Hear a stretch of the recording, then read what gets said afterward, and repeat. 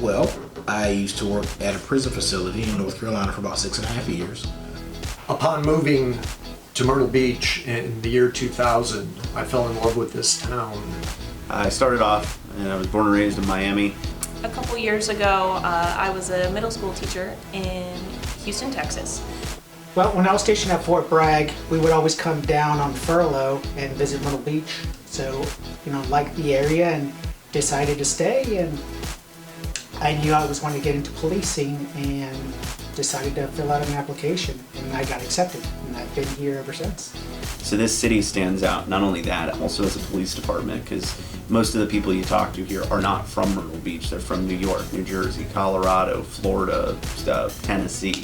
So you meet different types of people working here, and you get to learn a lot about other places. I think it's the variety of calls that we take. I mean, you can go from a simple, larceny to investigating an armed robbery, or just the variety of calls that happens. I mean, it's always fast-paced, and you're never idle. You're always constantly on the go investigating new things. Our agency is very unique. We are very transient.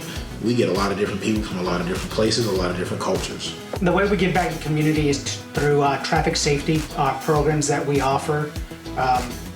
We do our speed studies, we do traffic enforcement, try to slow people down that way so there's not many collisions. Well, I feel like I do it on every call. I mean, any call you go to, the goal is to help someone. Being able to make a difference, being able to speak for the person who can't, people that have a problem. People don't call 911 on their best day to tell us how great something is. They call us because something is bad. I get back to the community in a sense of the cases that I make now are a lot more in-depth investigations. They actually last longer. When we actually put warrants on people and go pick people up, we're picking them up for serious felonies. They're not just going to get in and out. They might go to jail and be there for 10, 15, 20 years.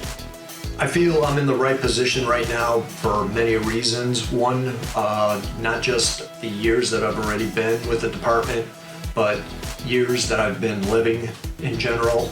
I can share life experiences both from being on the road, and I can share life experiences as in being a father, being a husband, being a good human being in general. If you want to do it, go for it. It's a very rewarding career, and you'll never know if it's worth it if you don't do it. There is that sense of calling. Like, you really have to want this job. You have to love this job to do it, and you have to love it to be effective and to do it well.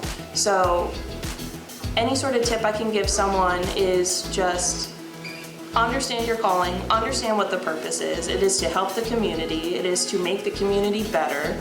Realize what that mission is, and realize that you are not stuck in one place, that after you've gotten your experience on the road, you can get all these trainings that you want to get.